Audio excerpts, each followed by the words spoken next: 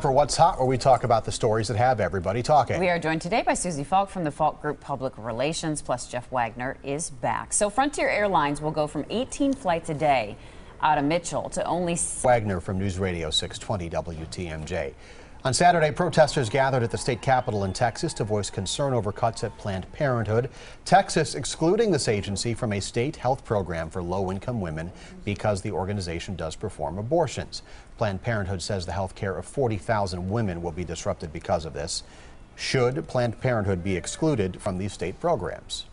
40,000 women. I think we're talking about 130,000 women at least, and that is because the state of Texas has decided that if the funding is allowed to go through this program, this Women's State Health Initiative, Medicaid, to organizations like Planned Parenthood, they're going to shut down the Medicaid program or the state program that supports these 130,000 low-income women. I don't know what Texas is thinking, but it seems to me a little short-sighted. Well, what they're thinking is pretty easy. I mean, Planned Parenthood, if they want to avoid this, it's real simple. Don't do abortions. Then this issue goes away.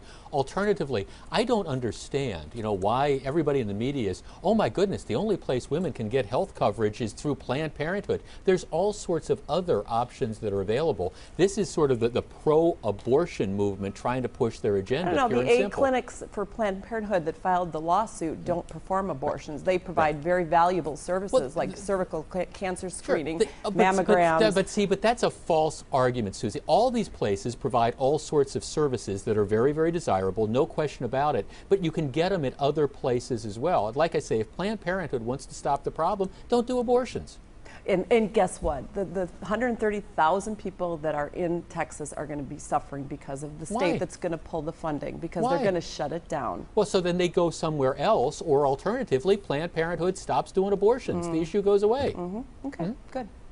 Okay, last topic, real quick. Up to half of the people who are treated in emergency rooms are under the influence of alcohol, but there are laws in more than half the states permitting insurers to deny payment for medical services related to alcohol or drug use. So faced with the prospect of not getting paid for care, some hospitals could stop testing ER patients for drug and alcohol use. What's going on with that?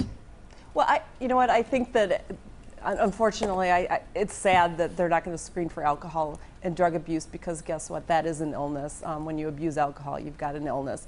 And what some studies are showing is that if these doctors, these ER doctors, can link the accident, the problem with alcohol abuse, that they counsel these emergency room visitors, and in many cases actually change behavior. And so if all of a sudden they're just going to ignore the alcohol that's related to the issue, why they're at the ER. That's all well and good, but what if it's the guy who has 2 or 3 beers too many and goes, hey dude, watch this. I'm going to jump off a garage Cracks and I end up breaking my, that's what the majority of this stuff is. And the thing is, see, somebody's got to pay the freight on all this, because for every one of these stupid drunks that jumps off the roof and breaks their leg, that means the rest of us end up having to pay for them. So that's what this policy is. If it's not the insurance companies, it'll be the taxpayers.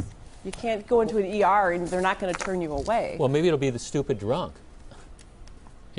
Maybe it'll be actually, we should maybe say, okay, the stupid drunk that jumped off the roof to see if he could fly, maybe he should be the one that has to pay. And do you have statistics on this? Do you know for a fact that 90% of these I didn't say 90%. No, I'm wondering, do you have statistics? The vast majority aren't You two can argue over those stats in the hallway. We're out of time right now.